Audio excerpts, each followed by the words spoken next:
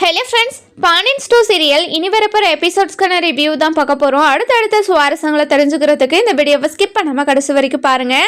பாண்டியன் இருந்துட்டு பயங்கர கோமா, கோமதி கொஞ்ச நேரம் அமைதியாக இரு கோமதி அப்படின்னு சொல்லிட்டு சொல்லுவோம். இங்கே பாருங்கள், அவங்க நமக்கு எல்லா விஷயமும் தெரிஞ்சிருச்சுன்னு தெரிஞ்சு எவ்வளோ பெரிய பொய்யை எப்படி வாய் கூசாமல் சொல்கிறாங்கன்னு பாருங்கள். இவங்களை எப்படி நம்ம சும்மா விட முடியும் சொல்லுங்கள் அப்படின்னு சொல்லிட்டு கேட்கவும், நம்ம குழலில் இருந்துட்டு இங்கே பாருங்கப்பா, இவங்களெல்லாம் சும்மாவே விடக்கூடாது அப்படின்றாங்க. அதுக்கப்புறம் பாக்கியம் இருந்துட்டு இங்கே பாருங்க சம்மந்தி, நடந்து போச்சு, ஏதோ என்னோட குடும்ப சூழ்நிலைக்காக அந்த மாதிரி போய் சொல்லி கல்யாணத்தை பண்ணி வச்சிட்டோம். 1000 பொய் சொல்லி ஒரு கல்யாணத்தை பண்ணி வைக்கலாம்னு சொல்லுவாங்க.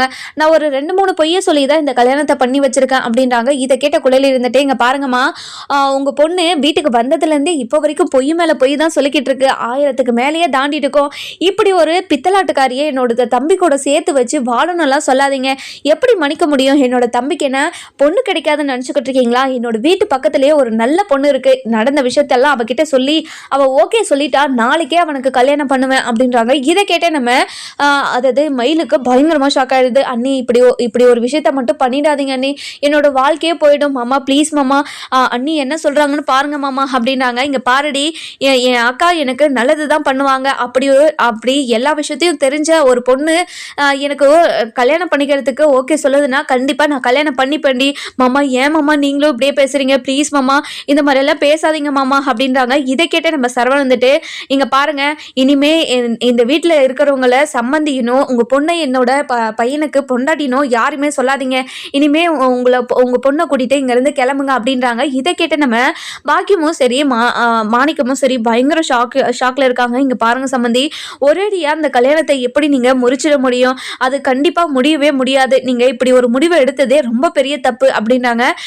ரொம்ப பெரிய தப்பா? நீங்க பண்ணதெல்லாம் பெரிய தப்பையே கிடையாது, நாங்க பண்றதா தப்பா? இங்க பாருங்க, ஃபர்ஸ்ட் இந்த வீட்டை விட்டு கிளம்புங்க அப்படின்னு சொல்லிட்டு சொல்றாங்க. அதுக்கப்புறம் நம்ம பாண்டியன் இருந்துட்டு அதாவது சொல்ற மரியாதையோட கிளம்பிட்டா உங்களுக்கு ரொம்ப மரியாதையா இருக்கும். திரும்ப திரும்ப இந்த மாதிரி பேசிக்கிட்டே இருந்தீங்கன்னா நாங்க கழுத்தை பிடிச்சி வெளியே தள்ளுற மாதிரி இருக்கும். ஃபர்ஸ்ட் இங்க இருந்து கிளம்புறீங்களா இல்லையா அப்படின்னு சொல்லிட்டு கேட்குறாங்க. அதுக்கப்புறம் மயில இருந்துட்டு மாமா ப்ளீஸ் மாமா, இப்படி மட்டும் சொல்லாதீங்க மாமா, உங்க காலில் கூட விழுற மாமா, இனிமே நான் எந்த தப்பு பண்ண மாட்டேன் மாமா, இனிமே எந்த பொய்யும் உங்ககிட்ட இருந்து மறைக்க மாட்டேன் மாமா அப்படின்றாங்க. அந்த நேரம் பார்த்து நம்ம அதாவது யாரு நம்ம மீனா இருந்துட்டு நிறுத்துங்கக்கா, நீங்கள் பொய் மேலே பொய் சொல்லிட்டு இப்போ கூட நீங்கள் ஒரு பொய்யை மறைச்சி தான் வச்சுருக்கீங்க. இன்னும் எத்தனை பொய்யை மறைச்சி வச்சுருக்கீங்கன்னு எனக்கு தெரியல. நீங்களே அந்த உண்மையை சொல்லியிருந்தா நீங்கள் நியாயமானவங்க நான் ஒத்துட்டு இருந்துப்பேன். ஆனால் இப்படி இனிமேல் எந்த தப்புமே பண்ண மாட்டேன் அப்படின்னு சொல்லிட்டு ஒரு தப்பை மறைச்சி வச்சுருக்கீங்களே, அந்த தப்பெல்லாம் சொல்லிவிட்டு அதுக்கப்புறம் நான் எந்த தப்பு பண்ண மாட்டேன் அப்படின்னு சொல்லிட்டு சொல்லுங்கள். அதுக்கப்புறம் ஒரு நியாயம் இருக்குது, நான் ஒத்துக்கிறேன். இங்கே பாருங்க மாமா, அத்தை அவங்க இன்னொரு விஷயத்தையும் மறைச்சிருக்காங்க. இவங்க நமக்கு 80 பவுன் நகை போடுறேன்னு சொன்னாங்களா இல்லையா?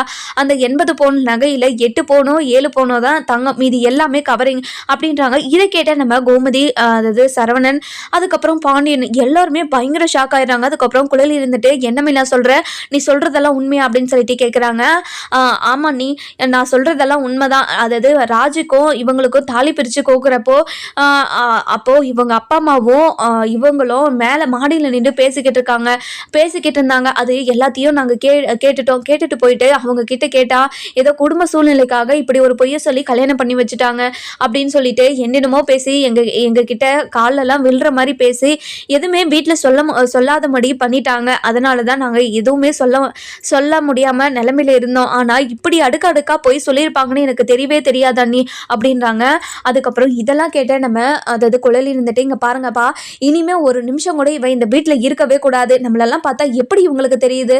முட்டாள் மாதிரி தெரியுதா? அப்படி தெரிஞ்சதுனால தான் நீ இப்படி கேவலமா போய் சொல்லி நம்மளை ஏமாத்திருக்காங்க.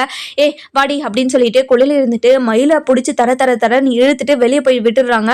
விட்ட உடனே மயில் இருந்துட்டு அண்ணி ப்ளீஸ் அண்ணி, இப்படி எல்லாம் பண்ணாதீங்க அண்ணி அப்படின்னு சொல்லிட்டு சொல்றாங்க. இதை கேட்டு நம்ம பாக்கியம் இருந்துட்டு இங்க பாருங்க, நீங்க பண்றதெல்லாம் ரொம்ப அராஜகம், நான் போலீஸ் ஸ்டேஷன் போய் கம்ப்ளைண்ட் கொடுப்போம். ஓ, நீங்க பண்ணதெல்லாம் பித்தலாட்டத்தனம், இப்போ நீங்க போயிட்டு போலீஸ் ஸ்டேஷன்ல கம்ப்ளைண்ட் கொடுப்பீங்களா?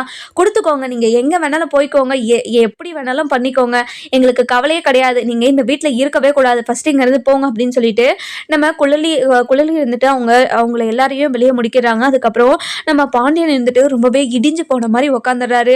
அதுக்கப்புறம் என்ன நம்ம யாரு செந்தில் இருந்துட்டு, இங்கே பாருங்க உங்களுக்கு இப்போ சந்தோஷம் தானே, என்னோட அண்ணன் வாழ்க்கையே இப்படி கெடுத்துட்டீங்க, நடுத்தெருவுக்கு கூட்டிட்டு வந்துட்டீங்க அப்படி தானே அப்படின்றாங்க. இதை கேட்ட நம்ம கோமதி இருந்துட்டு, இங்கே பாருடா சரவணா, ஏற்கனவே உங்ககிட்ட அதாவது இங்கே பாருடா செந்தில், ஏற்கனவே உங்ககிட்ட நான் சொல்லிட்டேன், அவரே நான் ரொம்ப கஷ்டத்தில் இருக்காரு, மேலும் மேலும் அவரை கஷ்டப்படுத்துற மாதிரி இப்படியெல்லாம் பேசாதடா, சரவணோட வாழ்க்கை நல்லா இருக்கணுன்றதுக்காக தான் அவரும் இப்படியெல்லாம் அவருக்கு அவனுக்கு ஒரு கல்யாணத்தை பண்ணி வைக்கணும்னு இப்படி ஒரு கல்யாணத்தை பண்ணி வச்சுட்டாரு, அவருக்கு என்ன தெரியும் இப்படியெல்லாம் நம்மளை ஏமாத்துவாங்க செய்வாங்கன்னு சொல்லிட்டு, சரவணோட வாழ்க்கை நல்லா இருக்கணும்னு இப்படி பண்ணிட்டு இப்படி ஒரு விஷயம் ஆகி போச்சு, நான் இல்லைன்னெல்லாம் சொல்லலை, அதுக்காக அவரை போட்டு இப்படியெல்லாம் கேட்பியடா அப்படின்றாங்க.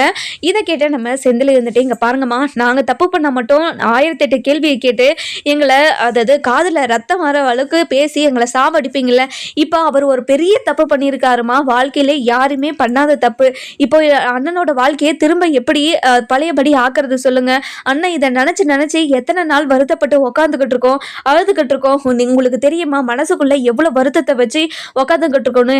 ஆமாம், அண்ணன் லவ் பண்ண பொண்ணவே நீங்கள் கல்யாணம் பண்ணி வச்சுருந்தா கண்டிப்பாக அண்ணனோட வாழ்க்கை ரொம்ப நல்லா இருந்திருக்கும். அண்ணன் நீங்கள் சொன்னீங்கன்னு ஒரே வார்த்தைக்காக அந்த பொண்ணை டிவோர்ஸ் அதாவது பிரேக்கப் பண்ணிட்டு வந்துச்சு. இப்போது அண்ணன் ரொம்ப கஷ்டப்பட்டுருக்கிறத அண்ணன் மட்டும்தான் அனுபவிச்சுக்கிட்டு இருக்கு, நீங்களும் அனுபவிச்சுக்கிட்டு இருக்கீங்க, உங்கள் கௌரவத்துக்காக நீங்கள் அண்ணனோட லவ்வை பிரேக்கப் பண்ணி வச்சுட்டீங்க, இப்போ பாரு அண்ணன் வாழ்க்கை தான் ரொம்பவே கஷ்டத்தில் இருக்குது அப்படின்றாங்க. இதை கேட்ட சரவணன் வந்துட்டு, இங்கே பாருங்கப்பா, எனக்கு அந்த பொண்ணை மட்டும் கல்யாணம் பண்ணி வச்சுருந்தீங்கன்னா நான் ரொம்ப சந்தோஷமாக இருந்திருப்பேன்ப்பா, நீங்கள் என்னோட வாழ்க்கைக்கு எடுத்துட்டீங்கப்பா அப்படின்னு ஒரு வார்த்தையை சொல்லிட்டு உள்ளே போயிடுறாங்க.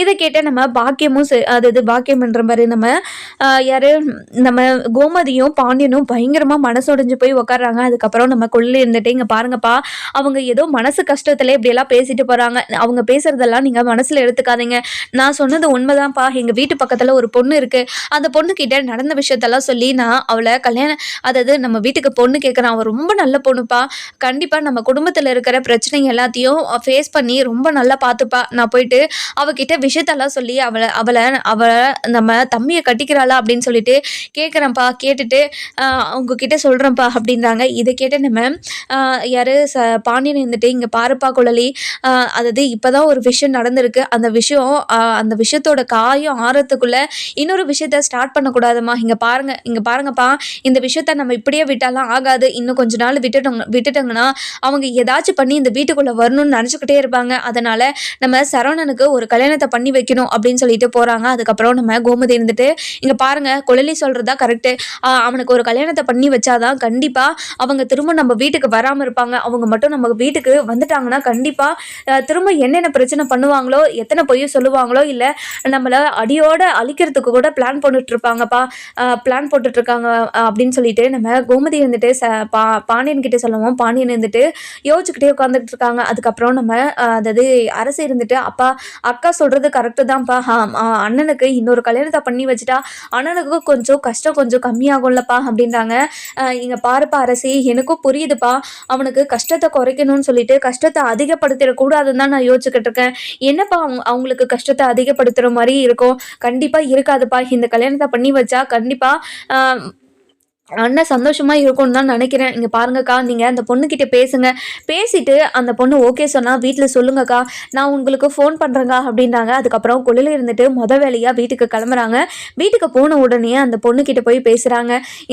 இங்கே பாருங்கம்மா, உங்கள் வீட்டில் இருக்கிற எல்லார்கிட்டையுமே பேசுகிறேன், எங்கள் வீட்டில் எங்கள் அண்ணன் பெரிய அண்ணனுக்கு உங்கள் பொண்ணு கொடுப்பீங்களா, என் அண்ணனுக்கு கல்யாணம் ஆகிடுச்சுன்னா நான் இல்லைன்னெல்லாம் சொல்லலை, ஆனால் என்னோட அண்ணனை ஏமாற்றி ஒரு கல்யாணத்தை பண்ணி வச்சுட்டாங்க, அந்த கல்யாணம் இப்போது எங்கள் அண்ணனுக்கு பிடிக்கல, இனிமே அவங்க இங்கே வரமாட்டாங்க, என் அண்ணனுக்கு இன்னொரு கல்யாணத்தை பண்ணி வைக்கலாம்னு நினைக்கிறோம், அதாவது நடந்த விஷயத்தெல்லாம் உங்ககிட்ட சொல்லிட்டேன், உங்களுக்கு விருப்பம் இருந்தால் நீங்கள் கல்யாணம் அதாவது எங்கள் குடும்பத்தில் உங்கள் பொண்ணை கல்யாணம் பண்ணி கொடுக்கறதுக்கு சம்மதமாமா அப்படின்னு சொல்லிட்டு கேட்குறாங்க.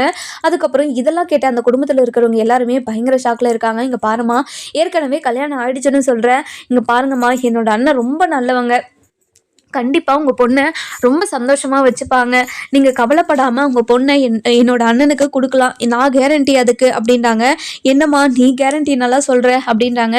இங்க பாருங்கம்மா என்னோட அண்ணன் பொய் சொல்லாது.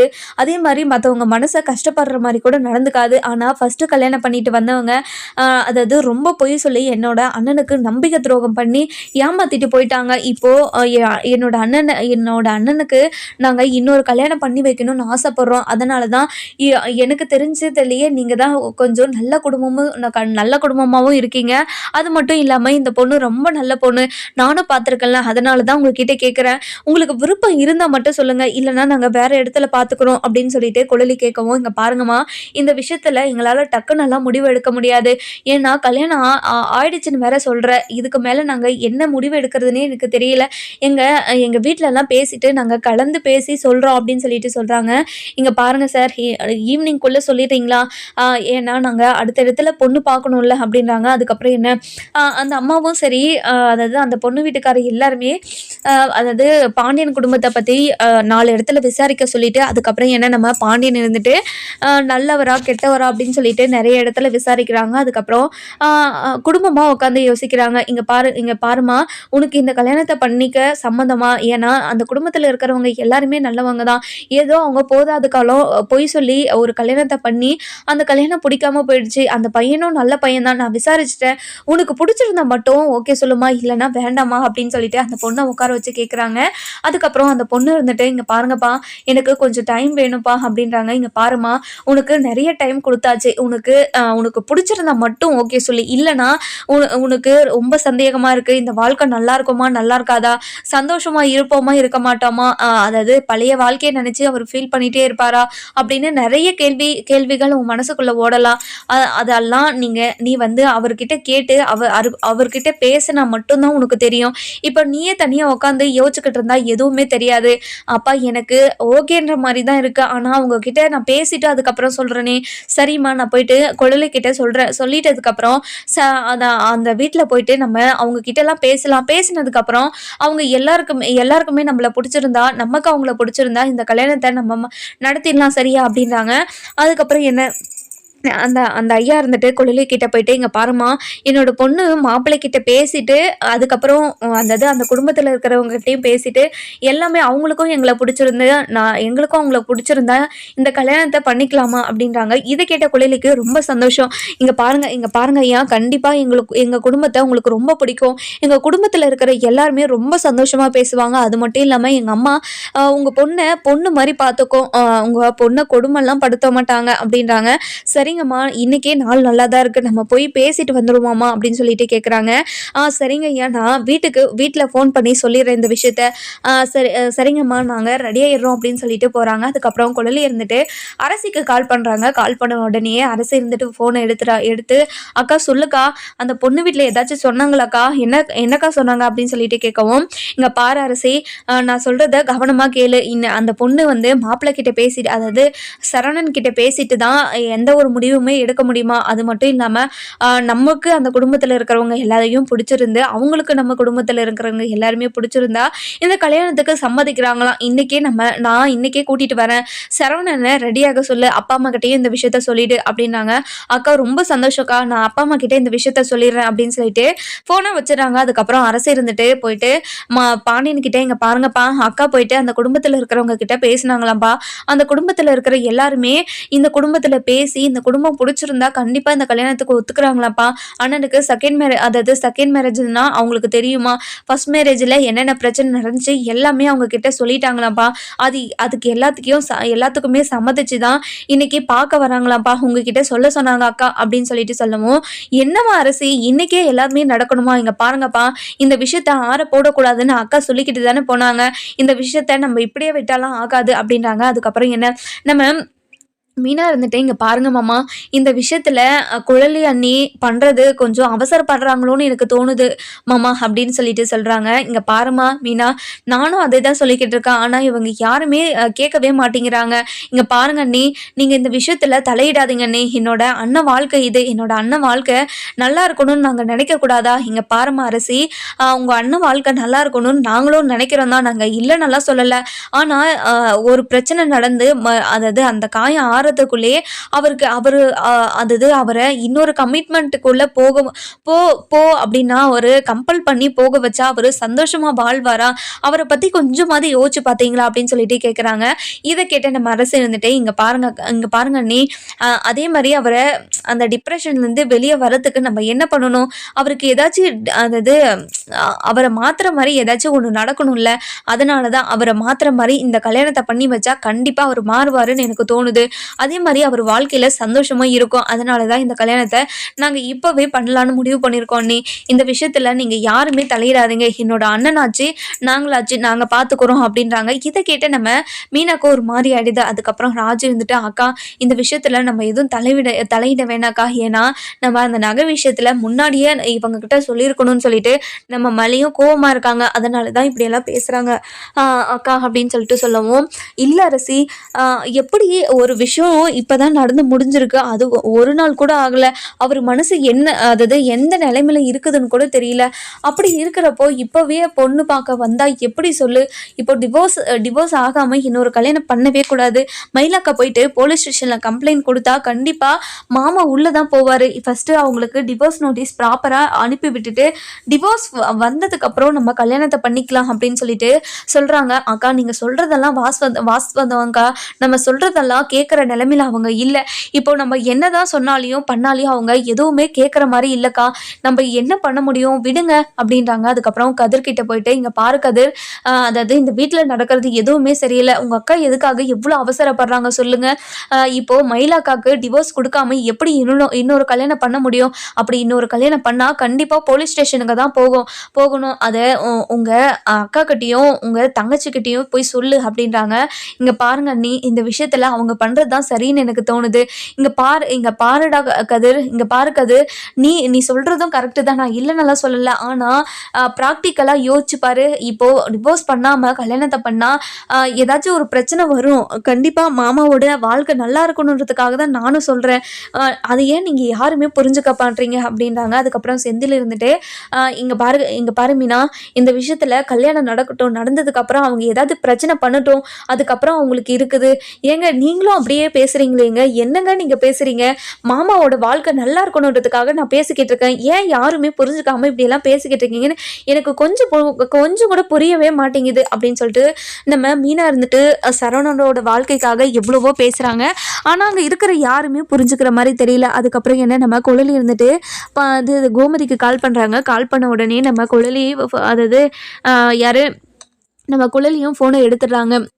எடுத்த உடனே நம்ம கோமதி இருந்துட்டு சொல்லு குழலி என்ன விஷயம் அப்படின்னு சொல்லிட்டு கேட்கவும், அதுக்கப்புறம் நம்ம குழலி இருந்துட்டு இங்கே பாருங்கம்மா, நாங்களும் பொண்ணு வீட்டுக்காரும் கிளம்பிட்டோம். அந்த வீட்டில் எல்லாமே ரெடியாகி நல்லா ஒரு ட்ரெஸ்ஸை பண்ணி மாப்பிள்ளையை ஃபஸ்ட்டு ரெடி பண்ணுங்கம்மா அப்படின்றாங்க. சரி குழலி, நான் போயிட்டு சரவணன் கிட்டே பேசுகிறேன், நீ பார்த்து பத்திரமா வா அப்படின்னு சொல்லிட்டு ஃபோனை வச்சுறாங்க. அதுக்கப்புறம் நம்ம கோமதி இருந்துட்டு அவங்க அதாவது குழலியும் அந்த பொண்ணு வீட்டில் இருந்தும் கிளம்பிட்டாங்களாங்க. நான் போயிட்டு சரவணன் கிட்டே பேசி அவனை கொஞ்சம் ட்ரெஸ் மாற்ற சொல்கிறேன் அப்படின்றாங்க. இன்னொரு பக்கம் பார்த்தீங்கன்னா இந்த விஷயமெல்லாம் தெரிஞ்ச நம்ம பாக்கியம் அதுக்கப்புறம் என்ன, நம்ம மாணிக்கம் மயிலுன்னு பயங்கர அழுகையோட வீட்டில் உட்காந்துக்கிட்டு இருக்காங்க. இப்போ பாருங்க, என்னோட மாமாக்கு இன்னொரு கல்யாணம் பண்ணி வைக்க யோசிச்சுட்டாங்க. இந்த கல்யாணம் நடக்கவே கூடாது. இங்கே பாருங்கம்மா, எனக்கு பொய் சொல்லி கல்யாணம் பண்ணி வைக்காதீங்கன்னு நான் எத்தனையோ முறை உங்ககிட்ட சொன்னேன், நீங்கள் கேட்டிங்களா? இப்போ பாருங்க, என்னோட வாழ்க்கையே போச்சு. இப்போ என்னோட வாழ்க்கையை யார் திருப்பி கொடுப்பா சொல்லுங்க அப்படின்னு சொல்லிட்டு பயங்கர கோவத்தோட சொல்லுவோம். அதுக்கப்புறம் என்ன, நம்ம பாக்கியம் இருந்துட்டு இங்கே பாருடி, எனக்கு என்ன இப்படியெல்லாம் ஆகும்னு தெரியுமா, தெரிஞ்சிருக்கணுமா? இத்தனை வருஷமாக நீ குடும்பம் நடத்துகிற இல்லை, இப்படி ஒரு பொய்யை சொல்லி கல்யாணம் பண்ணால் இந்த மாதிரி தான் ஆகணும் உனக்கு தெரியணும் இல்லைம்மா, ஏமா இப்படியெல்லாம் பண்ணிக்கிட்டு இருக்க அப்படின்னு சொல்லிட்டு கேட்கவும், இதெல்லாம் கேட்ட நம்ம குழலி அதாவது யார் நம்ம பாக்கியம் இருந்துட்டு இங்கே பாருடி, உன்னோட வாழ்க்கை நல்லா இருக்கணுன்றதுக்காக தான் நான் அம்மா இப்படியெல்லாம் பண்ணேன். ஆனால் உன்னோட வாழ்க்கை இப்படி ஆகும்னு எனக்கு தெரியாதடி. கண்டிப்பாக உன்னோட வாழ்க்கையை நான் ஏதாச்சும் பண்ணி சரி பண்ணுவேன்டி. அந்த வீட்டுக்கு திரும்பவும் போயிட்டு நீ வாழுவ, அதை நான் பார்க்கத்தான் போகிறேன் அப்படின்றாங்க. அதுக்கப்புறம் என்ன, நம்ம குழலி இருந்துட்டு பயங்கரமாக ரொம்ப சந்தோஷத்தோடு அந்த குடும்பத்தை கூட்டிகிட்டு பாண்டியன் வீட்டுக்கு வந்துட்டுருக்காங்க. அதாவது நம்ம கோமதி இருந்துட்டு போயிட்டு சரவணன் கிட்டே பேசுகிறாங்க. சரவணா உள்ளே வரவாடா சரவணா அப்படின்னு சொல்லிட்டு கேட்கவும், அம்மா வாங்கம்மா அப்படின்னு சொல்லிட்டு நம்ம நம்ம சரவணன் சொல்கிறாங்க. அதுக்கப்புறம் உள்ளே போயிட்டு, இங்கே பாருடா சரவணா, உனக்கு இன்னைக்கு பொண்ணு பார்க்கறதுக்காக அதாவது குழலி ஒரு பொண்ணு கூட்டிகிட்டு வராலாம். அதாவது உன் வாழ்க்கையில் நடந்த எல்லா பிரச்சனையை பற்றியும் அந்த பொண்ணுக்கிட்ட சொல்லியாச்சு. அந்த பொண்ணு ஓகே அதாவது உன்கிட்ட பேசிட்டதுக்கப்புறம் அதுக்கப்புறம் பிடிச்சிருந்தா ஓகே சொல்கிறாங்களாம். நீ ரெடி ஆகிடுப்பா அப்படின்றாங்க. இங்கே பாருங்கம்மா, எனக்கு இதெல்லாம் தேவையானு தோணுதுமா, நான் சாமியாராக போயிடுவா அப்படின்னு சொல்லிட்டு கேட்குறாங்க. இங்கே பாருடா சரவணா, இப்படியெல்லாம் பேசாதடா. ஏதோ அப்பா தெரியாமல் இப்படி ஒரு தப்பை பண்ணிட்டாரு. அப்பா உன்னோட வாழ்க்கை நல்லா இருக்கணுன்றதுக்காக தாண்டா இப்படியெல்லாம் பண்ணாரு. உன்னோட வாழ்க்கை இப்படி ஆகணும்னு நினைச்செல்லாம் இப்படியெல்லாம் பண்ணலடா. அப்பாவை மன்னிச்சிடுறா அப்படின்னு சொல்லிட்டு சொல்கிறாங்க. என்னம்மா இப்படியெல்லாம் பேசுகிறீங்க? அப்பா மேலே துளி கோவம் கூட இல்லைம்மா. ஆனால் நான் லவ் பண்ண பொண்ணை கல்யாணம் பண்ணியிருந்தா கண்டிப்பாக என்னோட வாழ்க்கை சந்தோஷமாக இருந்திருக்குமே அப்படின்னு நான் யோசிச்சேம்மா. அதனால தான் அப்பா கிட்ட அப்படி பேசிட்டு வந்துட்டேன். என்ன மன்னிச்சிருங்கம்மா அப்படின்றாங்க. இங்கே பாருடா சரவணா, உன் மனசில் அவ்வளோ கஷ்டம் இருக்குது. அதனால உன்னோட கஷ்டத்தை இப்படி நீ கொட்டி வச்சுட்ட. நம்ம என்ன பண்ண முடியும் சொல்லு. இனிமேல் நடக்க போகிறத பற்றி தானே பேசணும். இங்கே பாருடா சரவணா, அம்மாக்காக நீ ரெடி ஆகிட்டு வாடா அப்படின்றாங்க. அதுக்கப்புறம் என்ன, நம்ம சரவணன் இருந்துட்டு ரெடி ஆகிட்டு வராரு. வந்த உடனே அதாவது ஹாலில் உட்காந்துக்கிட்டு இருக்காங்க. அந்த நேரம் பார்த்து நம்ம குழலி இருந்துட்டு அந்த குடும்பத்தை கூட்டிகிட்டு உள்ளே வந்துடுறாங்க. உள்ளே வந்த உடனே நம்ம கோமதி இருந்துட்டு வா குழலி, வாங்க உள்ளே வாங்க அப்படின்னு சொல்லிட்டு கூட்டிகிட்டு வராங்க. கூட்டிகிட்டு வந்த உடனே எல்லாருமே சோபாவில் உட்கார வைக்கிறாங்க. அதுக்கப்புறம் என்ன, நம்ம அதாவது சரவணன் வந்துட்டு ரொம்பவே அப்செட்டாக ஒரு மாதிரி உட்காந்துக்கிட்டே இருக்காரு. தலை நிமிர்ந்து பார்க்கவும் மாட்டேங்கிறாரு. அதுக்கப்புறம் என்ன, பொண்ணு இருந்துட்டு மாப்பிள்ளையை பார்த்துட்டு ஒரு மாதிரி சந்தோஷமாக பார்த்துக்கிட்டு இருக்காங்க. அதுக்கப்புறம் குழலி இருந்துட்டு, டே சரவணா, பொண்ணை நிமிர்ந்து பாருடா அப்படின்னு சொல்லிட்டு சொல்கிறாங்க. அதுக்கப்புறம் நம்ம சரவணன் வந்துட்டு நிமிர்ந்து பார்க்குறாரு. இங்கே பாருடா சரவணா, இந்த பொண்ணு தாண்டா உன்னோட வாழ்க்கையில் நடந்த எல்லா பிரச்சனையை பற்றியும் நான் இந்த பொண்ணுக்கிட்ட சொல்லிட்டேன். இந்த பொண்ணு உன்கிட்ட பேசிட்டு அதாவது உன்கிட்ட இருந்து வர பதிலையும் அதே மாதிரி நம்ம குடும்பத்தையும் பிடிச்சா இந்த கல்யாணத்துக்கு ஓகே சொல்லிடலாம். அது மட்டும் இல்லாமல் உனக்கும் இவங்களை பிடிச்சா மட்டும்தான் இந்த கல்யாணம் நடக்கும், சரியா அப்படின்னு சொல்லிட்டு சொல்கிறாங்க. அதுக்கப்புறம் நம்ம சரவணன் வந்துட்டு, அக்கா சரிக்கா அப்படின்னு சொல்லிட்டு பொண்ணுக்கிட்ட பேச அனுப்புகிறாங்க. 2 பேருமே தனியாக அனுப்புகிறாங்க. இங்கே பாருங்கள், உங்களோட வாழ்க்கையில் இப்படி ஒரு விஷயம் நடந்தது ரொம்ப பெரிய கஷ்டம்னு எனக்கு புரியுது. இந்த கஷ்டத்துல இருந்து எப்படியாவது உங்களை வெளியே கொண்டு வரணும்னு நான் நினைக்கிறேன். உங்களுக்கு என்ன பிரச்சனை இருந்தாலும் என்கிட்ட சொல்லுங்க. நான் உங்களுக்கு ஏதாச்சும் ஒரு சொல்யூஷனை சொல்லி உங்க மனசுல இருந்து அந்த கஷ்டத்தை போக்க வைக்கிறதுக்கு நான் ஏதாச்சும் பண்றேன் அப்படின்றாங்க. இங்க பாருங்க, எனக்கு இந்த கல்யாணத்துல விருப்பம் இல்லை தான். ஆனா நீங்க இப்படியெல்லாம் பேசுறத பார்த்தா என்னோட வாழ்க்கையில நீங்க என்ன சந்தோஷமா வச்சுப்பீங்களா மாட்டீங்களான்னு எனக்கு டவுட்டா இருக்கு. ஏன்னா ஏற்கனவே என்னோட வாழ்க்கையில வந்தவ பொய் மேல பொய் சொல்லி அதாவது யாராச்சும் இப்படியெல்லாம் ஒரு பொய் சொல்லுவாங்களா அப்படின்னு சொல்லிட்டு கூட யோசிக்கிறேன். அது இப்போ கூட எனக்கு யோசிக்க தோணுது. நீங்களும் என்கிட்ட பொய் சொல்லுவீங்களோன்னு தான் எனக்கு தோணுது. இங்கே பாருங்கள், எனக்கு பொய் சொல்ல வேண்டிய அவசியமே கிடையாதுங்க. எதுக்கு நான் பொய் சொல்லணும்? என்னோடய வயசு விஷயத்துலேருந்து, நான் படிக்கிற விஷயத்துலேருந்து, நான் என்ன பண்ணுறேன், எங்கே வரேன், எங்கே போகிறேன் அப்படின்ற விஷயத்துலேருந்து எல்லாமே உங்ககிட்ட சொல்லிட்டு தான் செய்ய போகிறேன். அது மட்டும் இல்லாமல் நீங்களும் என்கிட்ட எல்லாத்தையும் சொல்லிட்டு தானே செய்வீங்க. அப்படி சொல்லாமையே செய்வீங்க. இங்கே பாரு, உங்கள் பேர் கூட தெரியாது எனக்கு. ஆனால் நான் என்ன ஒரு விஷயம் செஞ்சாலும் கண்டிப்பாக எல்லாருக்கிட்டையும் என் அப்பா கிட்ட இருந்து, என் அம்மா கிட்ட இருந்து, உன்கிட்ட இருந்து எல்லா விஷயத்தையும் நான் சொல்லிட்டு தான் செய்வேன். அப்படி ஒரு நம்பிக்கை துரோகத்தை நான் எப்பவுமே உனக்கு பண்ண மாட்டேன். இங்கே பாருங்க, நீங்கள் இப்படி ஒரு விஷயத்த சொல்லும் போதே உங்களை எனக்கு ரொம்ப பிடிச்சிருச்சு. இங்கே பாருங்க, கண்டிப்பாக உங்களை கல்யாணம் பண்ணிக்கிட்டா நான் சந்தோஷமாக உங்களை பார்த்துப்பேன். நீங்கள் பழைய வாழ்க்கையை நினச்சி நீங்கள் கஷ்டப்பட்டுட்டு உட்காந்துக்கிட்டு இருக்காதீங்க, சரிங்களா? கண்டிப்பாக உங்களுக்கு ஒரு நல்ல ஒய்ஃபாக நான் இருப்பேன் அப்படின்றாங்க.